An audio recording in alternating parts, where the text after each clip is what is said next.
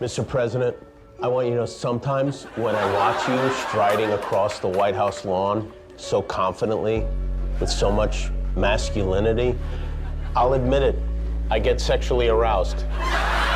Thank you for breathing life back into my once slumbering penis. That was very well stated, listen. Holocaust Remembrance Day. And as you know, 6 million people were at my inauguration. I mean, there were just so many people at my inauguration, but the media refuses to cover it. It's so unfair. And one day I'm going to write a memoir about this struggle. I call it My Struggle. Jimmy Kimmel and Alec Baldwin hardly have to try when making fun of Donald Trump, since he constantly gives them plenty of material on his own. Each time he appears in public, it ends up looking like either a comedy skit or an endless blooper reel. Kimmel barely needs a writing team, and Baldwin doesn't even need to add much, it's all handed to them. From speeches to staged photos, Trump has turned politics into slapstick theater, a show so over the top that even the Marx Brothers might have called it too unrealistic. But a handful of Republicans are siding with Democrats to force it. They want to see it all. They want to know who Jeffrey Epstein's friends are, which I have to say, I know who one of them is. He looks like this. The guy, that husky one in the pink tie yes. That is a man Jeffrey Epstein described as his best friend. This is a serious private conversation between 3 friends plus 50 reporters with cameras. I'm proud to welcome Kanye West, Yeezus, Yandi, Yadam, Yosain, an amazing guy. Thank you for coming, Kanye. Yeah, that's right. I flew here using the power of this hat. What makes this duo so effective is that they barely need to put in any effort. Trump has turned the presidency from a position of authority into a running punchline. Every speech hands over a fresh pile of mistakes, every photo op spawns new memes, and each decision feels like the setup to a joke that ends with dignity falling apart. Kimmel thrives on the chaos, breaking down Trump's blunders like a chef cutting into an overripe fruit, messy, sloppy, and full of things nobody asked for. Baldwin, on the other hand, simply shows up to remind us that Trump himself is already a walking caricature, no exaggeration required. To disconnect, it's impossible. You can't turn him off. He won't power down. He's like Ultron. He just keeps going. Every day, it's something crazier than the next. I made a list. This is all in the last 2 months. I made you a quick list. I will run through it. He paved over the Rose Garden. He's building a golden ballroom at the White House. He's planning a UFC fight at the White House. He cut off Kamala Harris's Secret Service protection. He named himself host of the Kennedy Center honors. Comedy practically writes itself under Trump's presidency. Past presidents needed sharp wit, clever parody, and careful research to satirize. With Trump, it's as if a parody movie script was left on the Resolute desk, and he decided to play it out word for word. Baldwin doesn't need to exaggerate. His job is simply to hold up a mirror so people recognize that what they're seeing is real, not some kind of deepfake. I have a fantastic relationship with Mexico, okay? I have personally met with the Mexican president. I forget his name. I think it was something like Mr. Guacamole. I'm sorry, excuse me, Senor Guacamole. I also met his beautiful wife, Taquito, and their twin children, Chips and Salsa. Trump's fixation on appearances sets him apart.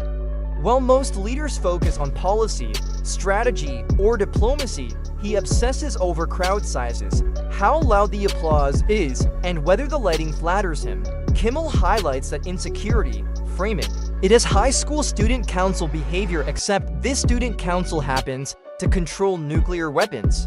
Baldwin pushes it even further, portraying Trump as someone who treats state dinners like auditions for reality TV extras. The humor lands because beneath the laughter, it's deeply tragic. To bend over for Putin. He sent military tanks into Washington, D.C. He said the Smithsonian focuses too much on how bad slavery was. He called India and Norway to tell them to nominate him for a Nobel Prize.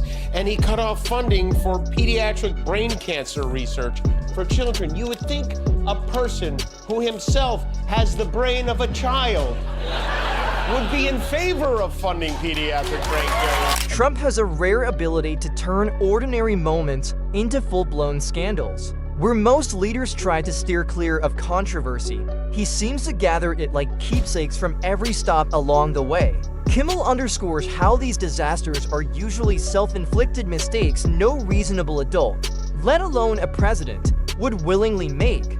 Baldwin plays up the circus of it all, showing a president who can't enter a room without transforming it into a three-ring spectacle. Brazenly pulled Epstein's wing woman, his personal madam, Ghislaine Maxwell, out of real prison last month and transferred her into what is basically a courtyard by Marriott. The woman who has all the information on everyone is suddenly in a prison that has Pilates class, thanks to President Trump, and nobody bats an eye about this. Kimmel loves pointing out Trump's habit of trying to rewrite reality, as if repeating something enough times will make it true. It's like a magician's trick gone wrong. The rabbit he pulls out of the hat always turns out to be a possum. The harder he pushes his version, the more material Kimmel has to work with. Baldwin takes it further, showing a Trump who could declare the sun purple and then argue with scientists who say otherwise. No roast of Trump is complete without mentioning his odd relationship with facts. In his world, facts are optional, data is just decoration, and truth is something to bargain with. Kimmel turns this into sharp sarcasm, pointing out how Trump can shift entire news cycles simply by saying things no one believes, yet everyone is forced to talk about. Watching him attempt diplomacy feels like watching someone who studied world history by glancing at fast food menus. Kimmel especially mocks how Trump manages to offend allies while praising adversaries, a strategy no one ever asked for. This morning, Trump warmed up for his date with the British press by yelling at a reporter from Australia who dared to ask about the billions of dollars he's been raking in since the election. President Trump that a president in office should be engaged in so much business activity. Well, I'm really not. My kids are running the business. I'm here. You know what the activity, where are you from? I'm from the Australian Broadcasting Corporation, Port Barnum program. The Australians, you're hurting Australia, right? In my opinion, you are hurting Australia very much right now. And they want to get along with me. You know, your leader is coming over to see me very soon. I'm going to tell him about you. You set a very bad tone. Go ahead, John. What a little Baldwin portrays Trump as if foreign policy were a game show where just standing beside him earns a prize. The comedy isn't exaggeration, it's simply replaying reality with the laugh track it naturally invites. His economic bragging gets the same treatment. Trump boasts from podiums about victories, even when the numbers look as shaky as a Jenga tower missing half its pieces. Kimmel revels in the irony of a man claiming credit for luck while blaming everyone else when things go wrong. Baldwin heightens the absurdity, playing a Trump who sees charts as abstract art beautiful when they rise, fake news when they fall. Then comes Trump's obsession with loyalty. A healthy government thrives on debate and differing opinions, but Trump treats the White House stage like a New York reality show.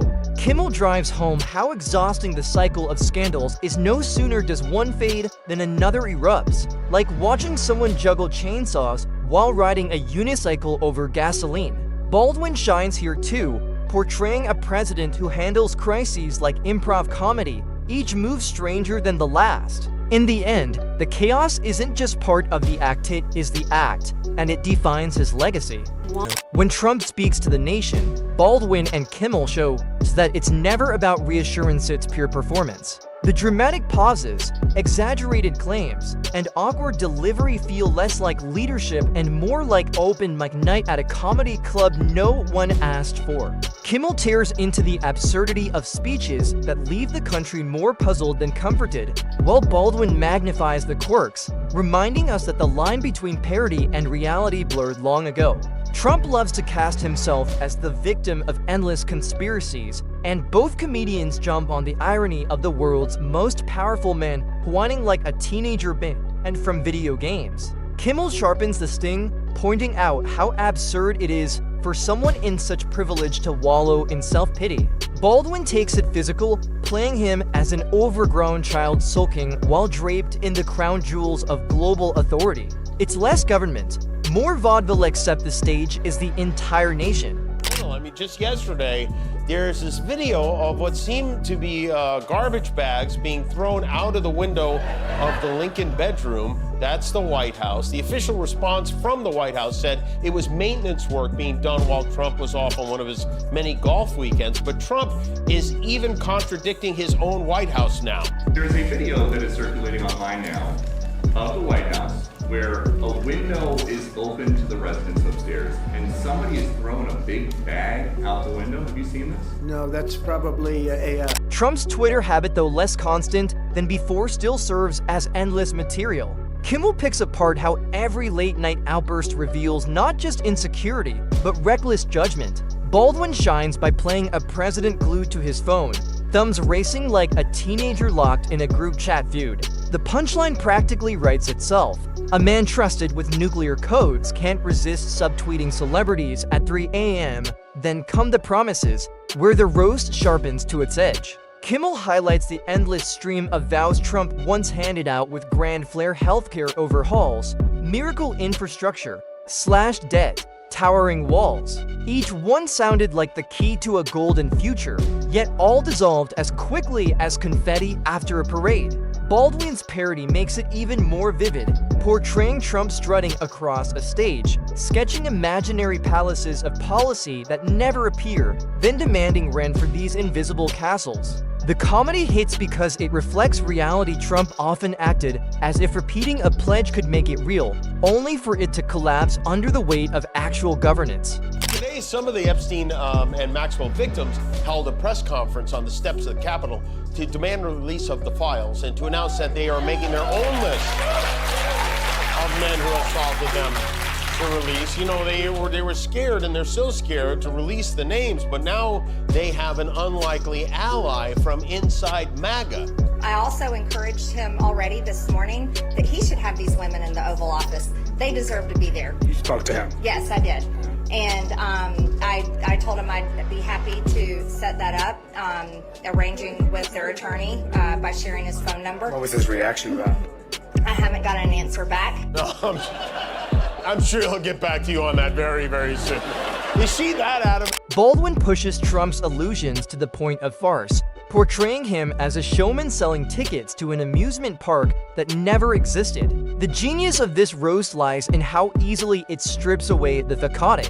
Promises, which should be the core of leadership, were reduced to stage props. Kimmel casts it as a carnival of broken pledges, each one more outrageous than the last, painting Trump as a man hooked on applause, tossing out commitments like candy, knowing the cheers would come whether or not delivery was possible. The recurring image becomes one of promises vanishing into thin air, collapsing under the weight of reality and leaving only the echoes of a salesman's pitch. The humor works because it's grounded in truth. Trump has always framed himself as the hero of a grand story, but in practice, his presidency often played like slapstick. Baldwin doesn't invent flaws. He simply magnifies the contradictions already on display. FEMA takes a few days unless you join FEMA Prime. What are you talking about? Ma'am, I don't know if you know this, but you're in an island in the water. The ocean water, big ocean, with fishies and bubbles and turtles that bite. We want to help you, but we have to take care of America first. Wait, you do know we're a U.S. territory, don't you? I mean, I do, but not many people know that, no. What makes this roast cut so sharply is the irony at its core. Trump genuinely sees himself as the hero of his story, casting his role as conqueror, reformer, and visionary.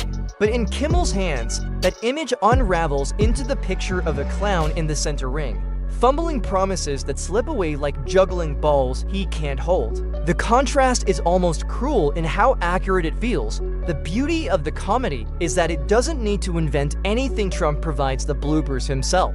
Every broken promise sets up the punchline, every half-baked plan lands as the joke, and every boast reminds us how far the rhetoric strayed from reality.